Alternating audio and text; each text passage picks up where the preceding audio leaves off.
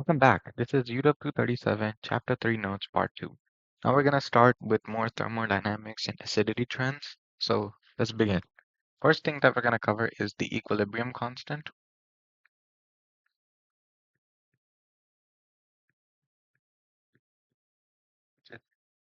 AEQ, which is a variable that describes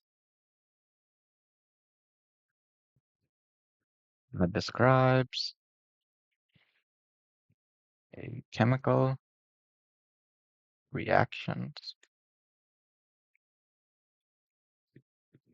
tendency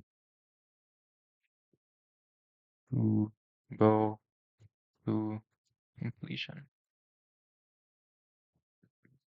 There's a ratio. It's given with KQ, which equals concentration of products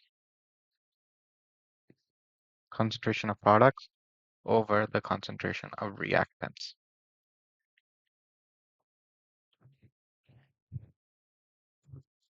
And concentrations are given in moles per liter. So let's take an example, right? If you have a compound going from A to B, right? And the concentration of B is 10,000 times the concentration, 10 times the concentration of A, then your KEQ value would be 1000 over 1 or 1000. That means your chemical reactions favors the product, right? You're starting at A, let's say you have you have a bucket with a bunch of A, right? And once it reaches equilibrium, at equilibrium, you have a bunch of B.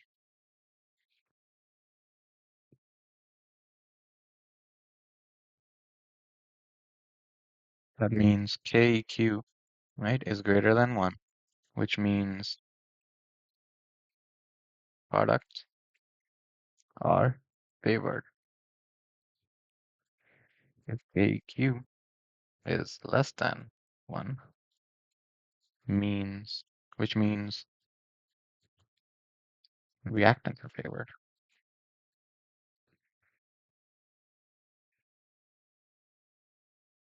And if KEQ is equal to 1, that means neither product or reactant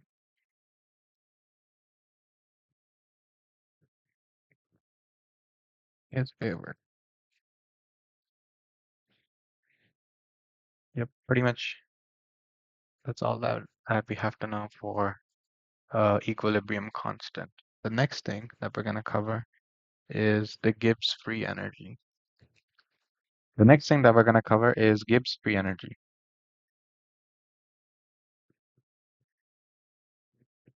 Let's take the same example, right? If you have A going to B, B going back to A, delta G, right, which is your Gibbs free energy, is given with the equation delta G equals the energy of B minus the energy of A, right? If the reaction is going like so. So if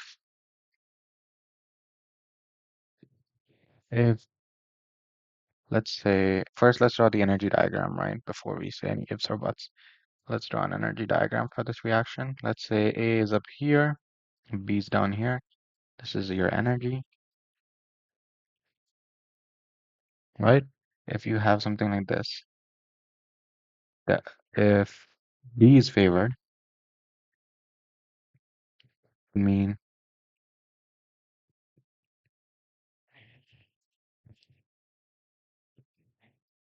that would mean your delta G is negative. And since we want to go into a lower energy state because lower energy states are stable, lower energy states are more stable, then this reaction would be spontaneous, right? If A is favored, that would mean that the G is positive, right? And that's non-spontaneous. That is pretty much it. That's all we need to know for Gibbs free energy. Now we're going to talk about the relationship between the Gibbs free energy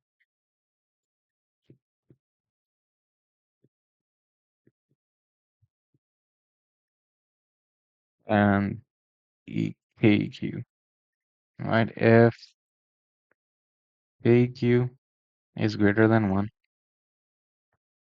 then delta G is going to be greater than 0. If KEQ is greater than, or sorry, is less than 1. This is for A going to B, by the way. Okay, let me just make that more clear. Right, if you have the same thing, right, A going to B, right, if KEQ is greater than 1, then delta G is greater than 0. If KEQ is less than 1, then delta G is less than 0. If KEQ is equal to 1, then delta G is equal to 0, right? This is, you can figure this out from these two parts, right? Think about it. If you're favoring the product, right? If your product is favored, that means KEQ is greater than 1. If KEQ is greater than 1, you're favoring the product, right? So you're going from A to B. This is favored. You're going from A to B, then it's spontaneous. That means delta G will be less than 0 or negative. If the reactant is favored, then it's a non-spontaneous process because you're going from a low energy state to a high energy state. So that's delta G is positive. If neither is favored, then delta G would be 0 because you can go because you can go either way, right? There are some equations for converting in between delta G and KEQ, which is delta G equals -2.3 R E log KEQ. Don't worry, this equation will be provided to you. R is a constant and P is in kelvins. So you'll be provided with these equations. This is the equation. But majority of the time, this is what you just need to know the relationship between KEQ and delta G, and you should be pretty good. Next thing we're going to cover is the dissociation constant. We're back to acids and stuff, so dissociation. Actually, before we cover dissociation constant, I think we should cover what a Bronsted acid and base is. So we did Lewis acids and base last time. Now we're going to do Bronsted acids and base. Uh,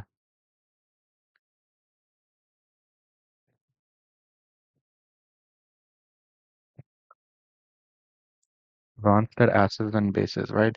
So this is the more widely known and accepted like acid-base definition. So Bronsted acid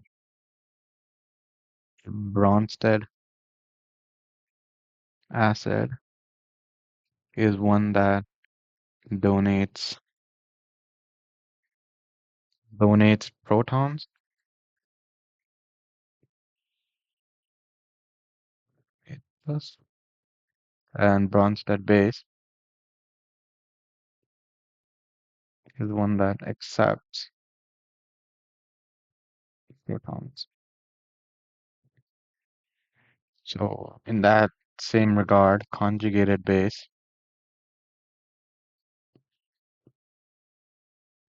comes from a conjugate once 8 plus donated, right? It becomes a conjugated base, right? Once proton donated. This guy is gained H plus, right? You have a conjugated acid, right? Example would be OH minus plus NH4 plus, right? This guy attacks this guy. This guy gives us that. And you have H2O plus NH3, right? Your conjugated acid. So this is your base. This is your acid. This is your conjugated acid. This is your conjugated base. Okay, we covered conjugated acids and conjugated bases. Um, Next thing that we're going to cover is the dissociation constant.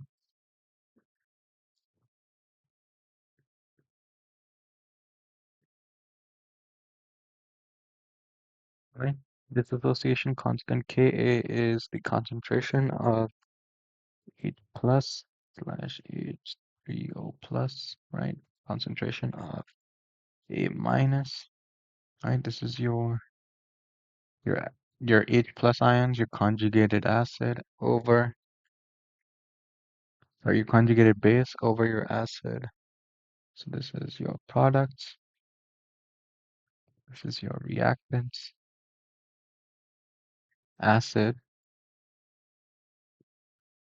has its own dissociation constant.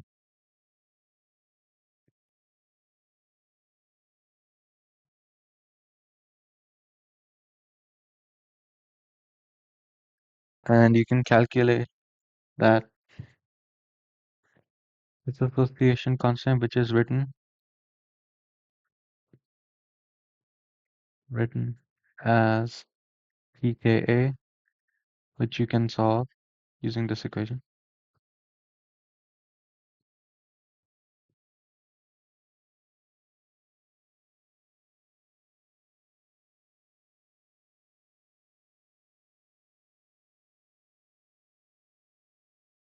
Using this equation, which is negative log Ka equals pKa.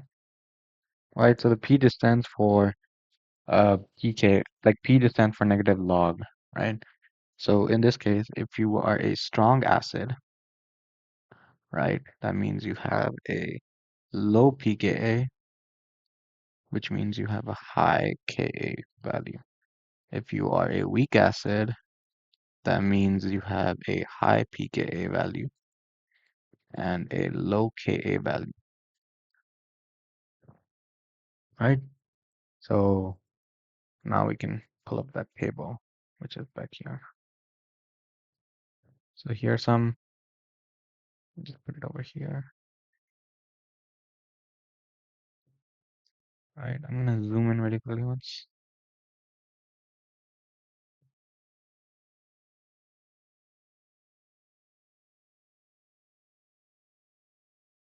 So here you can see the pKa values for most common um, functional groups and things like that are gonna, nobody's gonna ask you to memorize these values, but it's a good like idea to know the ballpark of the pKa values for all of these because they're gonna come up a lot later. Next thing that we're gonna cover is the Henderson-Hasselbalch equation. All right, next thing that we're covering is the Henderson-Hasselbalch equation.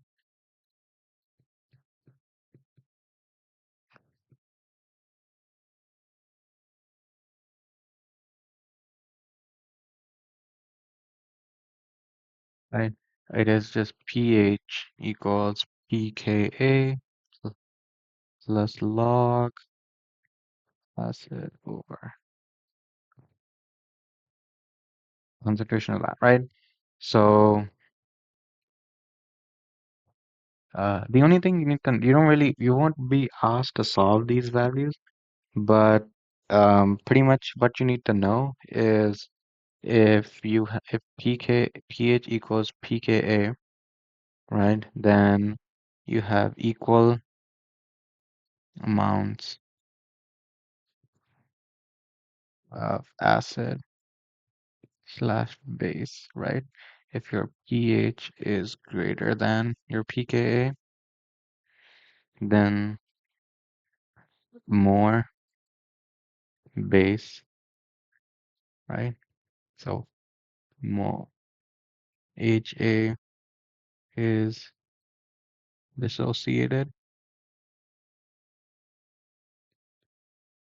If pH is less than pKa, more acid. HA is less, is undissociated.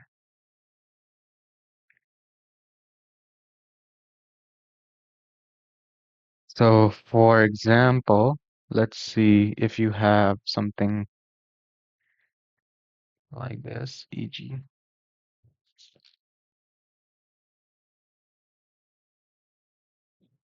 Right, if you have,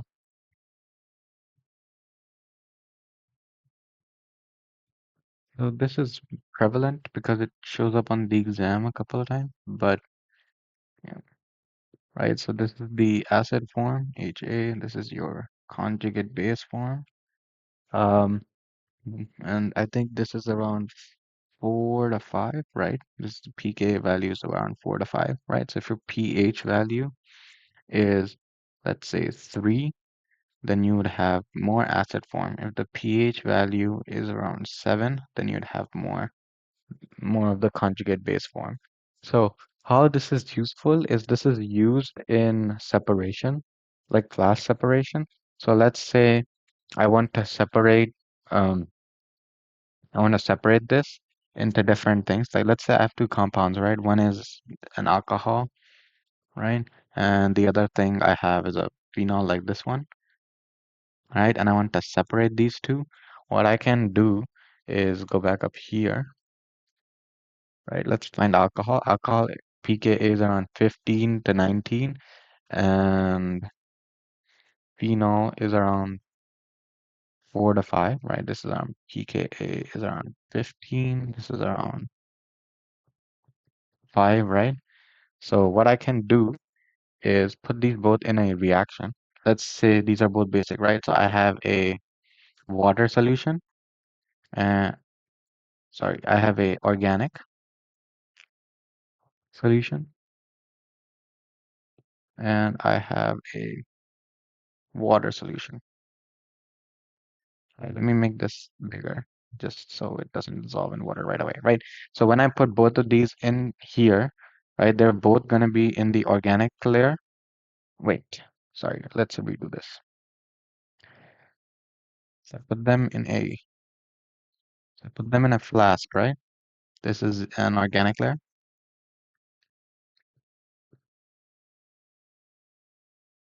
usually acetone, right?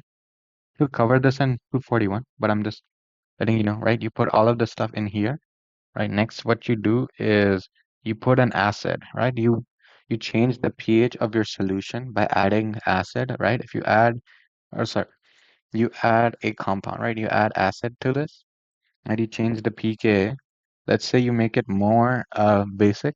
Sorry, let's add, I mean, yes, you add base then, right? You add more base. You add base it. The current pKa is around, or sorry, the pH is around 3, right? You make it around 7, right? So once you make it 7, what happens is this guy, right now it's in its acidic form. Since the pH is greater than the pKa for this guy, for the, sorry, one second.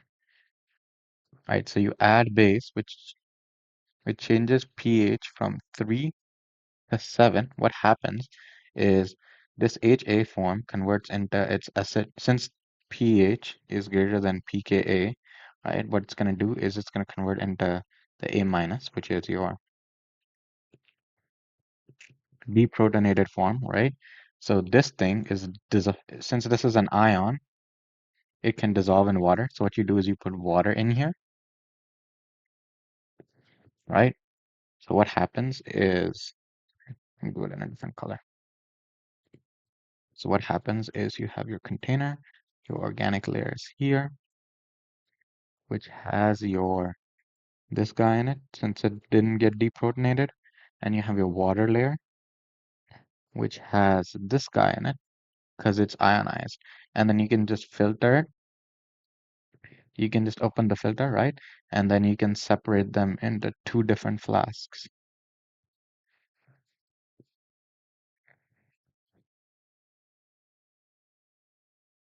So this would be this guy, and this would be this guy. Right, then you can make this, you can add acid to this, right? Acid. Then you can pretty much go back, add acid to this, and then go back to this once the pH is low enough.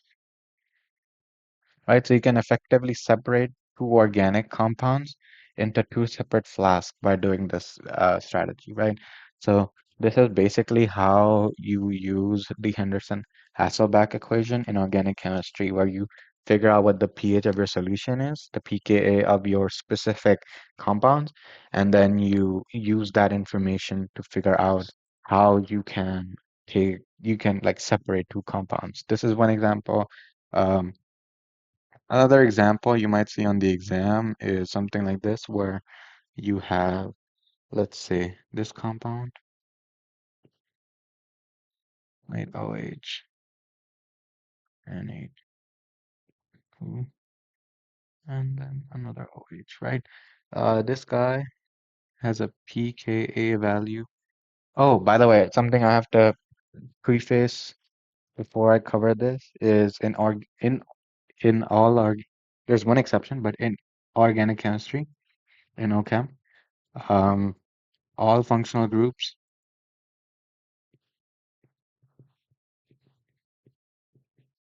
act act as Bronsted acids except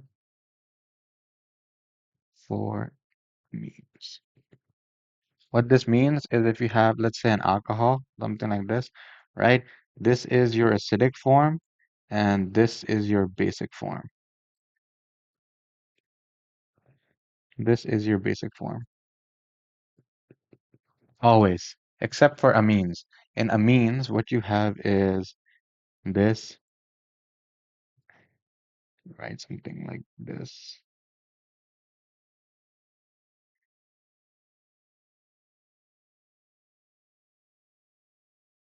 NH2, right? This is your HA form, and this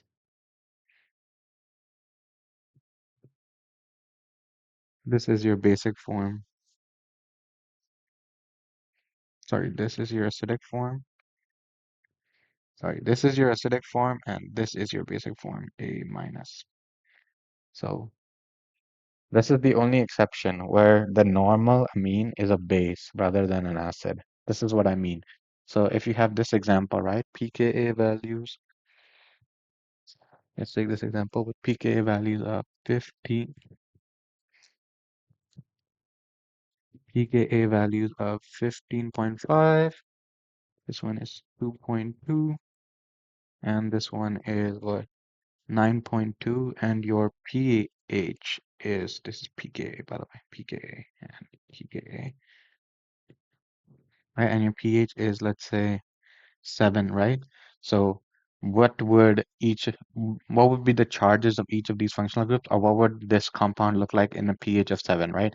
So since in this case, right, since the pKa is greater than the pH, you would have a basic form, and sorry, you would have the acidic form. So the acidic form of NH3 is, sorry, NH2 is NH3 plus. So you'd have NH3 plus here, right? So here, again, pKa is greater than pH. So you'd have your acidic form, which is this OH. Now here, right, the pK, the pKa is less than pH. So you'd have your, sorry, how we do it up here? So pKa is less than the pH, so you'd have your basic form. So in this case, you would have OH minus. So this is what your compound would look like. O minus, sorry.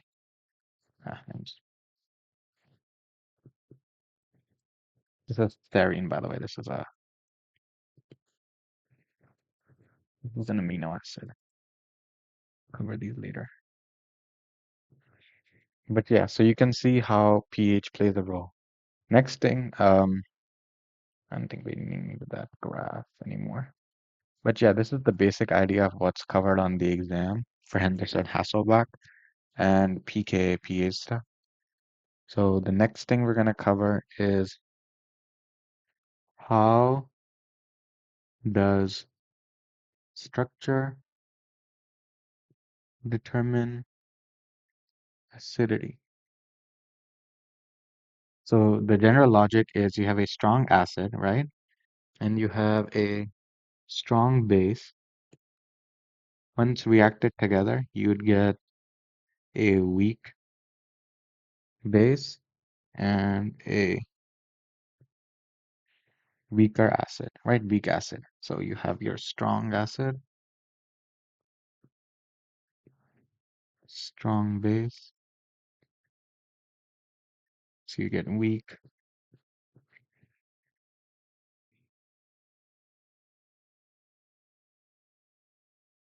weak base, weak acid. Right, so strong bases are less stable, more reactive, and weak bases are more stable and less reactive.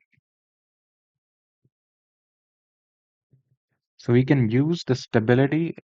So one's going from strong acid to weak base, right? So weaker the base,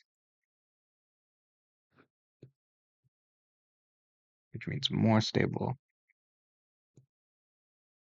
and less reactive. Weaker the base means more, stronger the acid.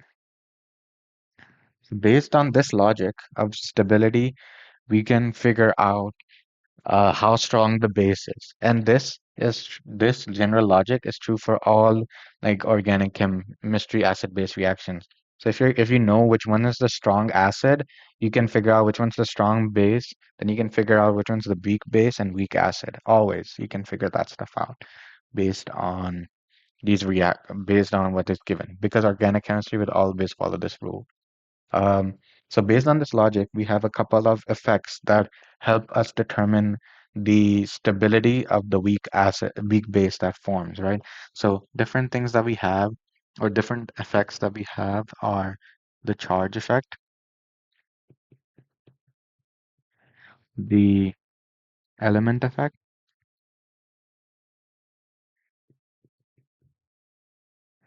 the resonance effect,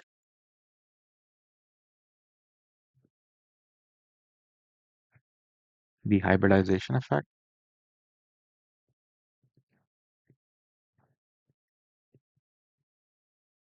and the induction effect, or just induction. So first we're going to start with the charge effect,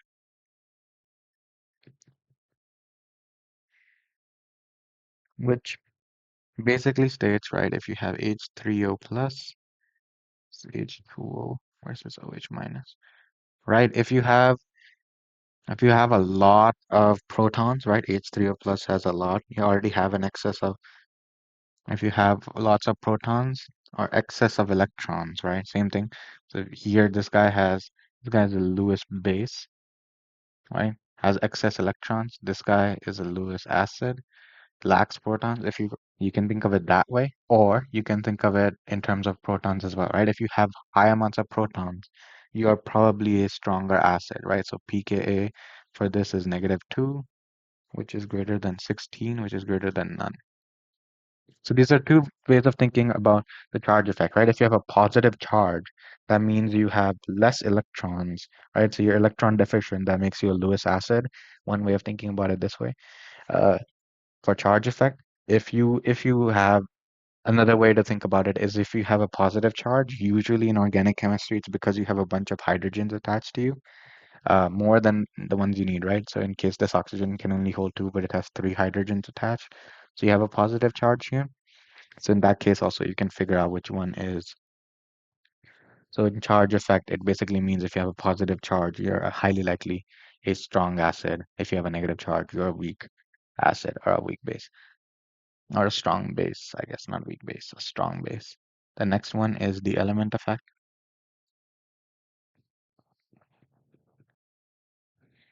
The element effect basically states that as you go from CH, this is the periodic, I'm showing the periodic 10 really quickly. The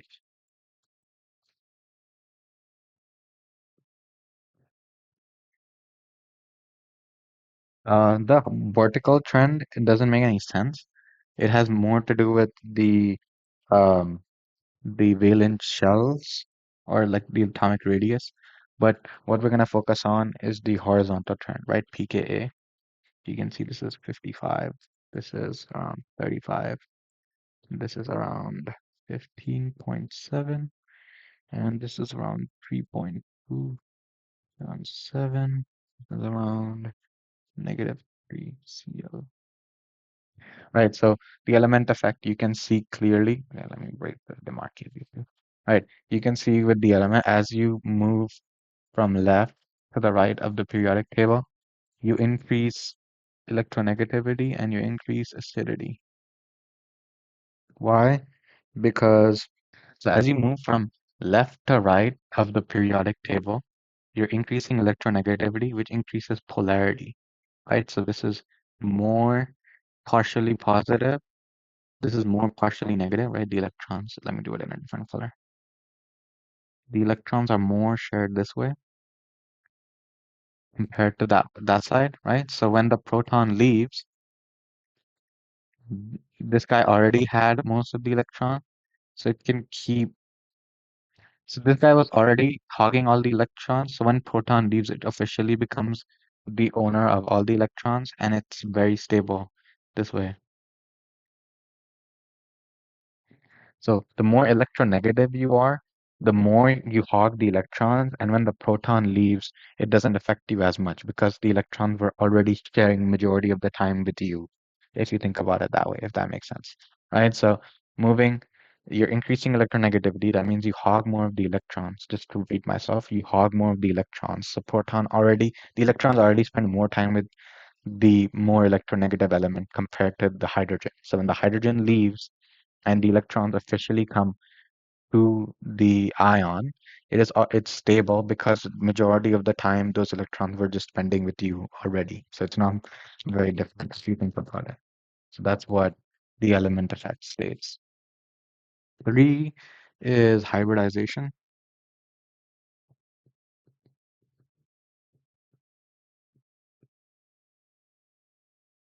As you go from C if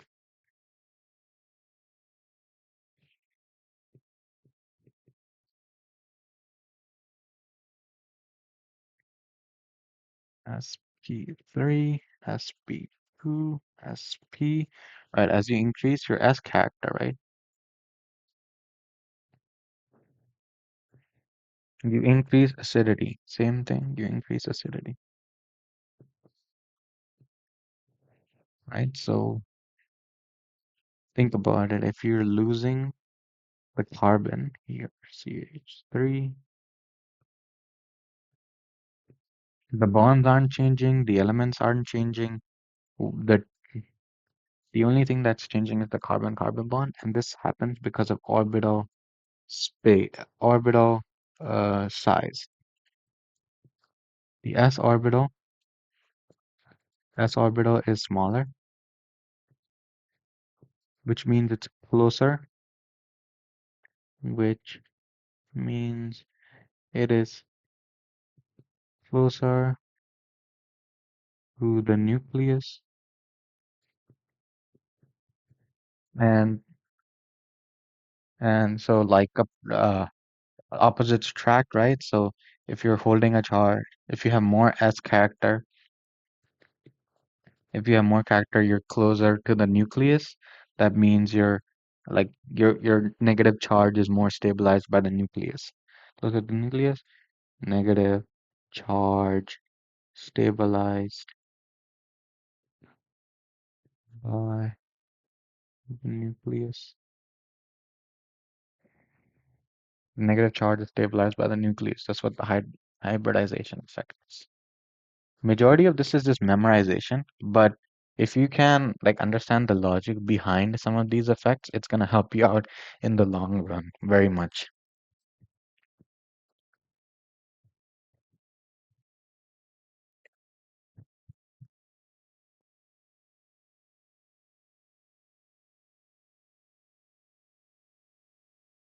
The next one is resonance effect.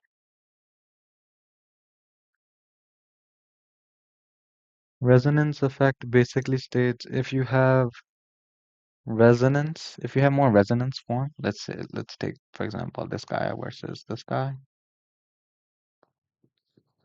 right? This guy has more resonance form when it deprotonates, right? You have bunch of like you can switch between these two where you have, oops, I made a mistake,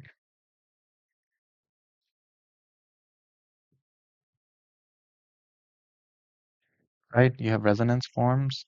That means the negative charge is delocalized. So, wow, I cannot spell. Delocalized, which means you have more stability.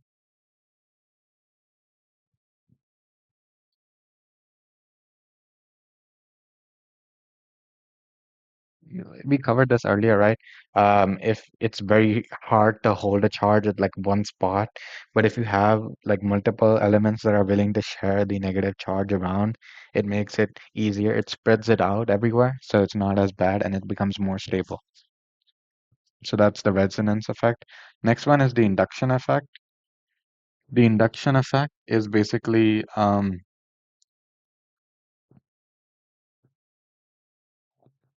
induction effect basically states that comparatively, if you have, let's say,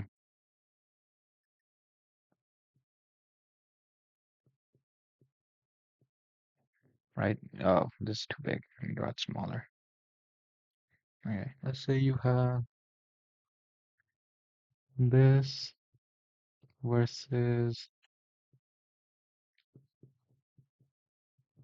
this versus, okay, wait, let me just,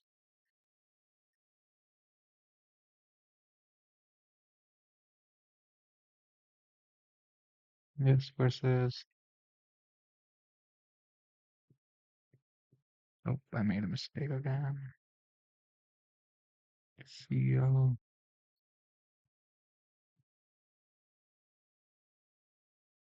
versus this. Like you'll see the difference in pKa.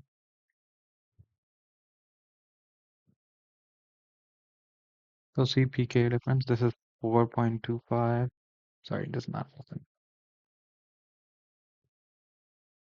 This is 4.02. This is 4.5.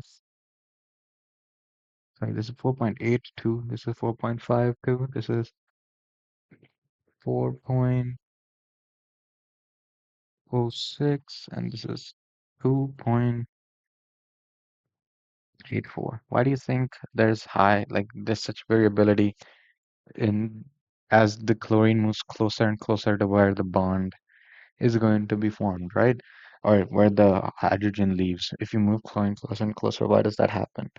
So if you have a high electronegative element, then so what high electronegative elements do is they're called electron withdrawing groups.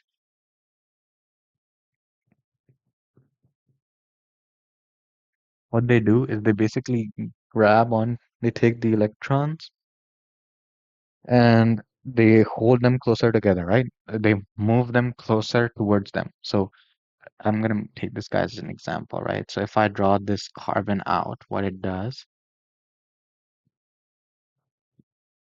right? If you're in this form, right, negative, what it's doing is this chlorine is making this carbon partially positive, right? So this is negative, right? So all the electrons are going this way. So this is partially positive. So the electrons from this carbon are also moving this way. So what that does is it creates, so this becomes partially positive as well. And so now you have a negative charge with a partially positive charge, and this helps. So if you have a negative charge close to a positive charge, that helps stabilize the negative charge. So that is why this works. So as you can see, right, this makes this partially negative, this partially positive. The electrons move closer to this carbon because opposites attract. So this carbon becomes partially positive, and the negative charge with partially positive is slightly stabilized. So as you can see, as the chlorine, if chlorine is farther away, it can like it cannot pull as much of the charge away. So as you can see, as the chlorine moves closer and closer to the actual spot, like closer to the carbon that's directly interacting with the negative charge, it decreases the pH more because it's withdrawing all the electrons, making it more polarized. Something similar happens if you have an electron donating group. If you have an electron donating group, let's like a low example, like aluminum is an electron donating group that decreases or that increases your pH, right? So in this case, you're creating a like you're creating polarity. But in the other case, what it does, it gives the electrons here. So this becomes partially negative, which means this becomes partially negative, and now you have even more negativity, right? So negative with negative, they repel each other. So the charges are more stuck on to this oxygen here, and that makes it less stable, so more basic, if that makes sense. But electron donating group doesn't really show up for induction. But for induction, you just need to know electron donating group aspect, right? So you're moving the negative charge, you're delocalizing the negative charge from the oxygen and moving it closer towards a little bit more towards the oxygen by creating a partial positive charge that is created by a polarity caused by the electron donating group. So that's basically everything in this chapter. Some practice problems I'll post after I'm done posting this video. So thank you for watching.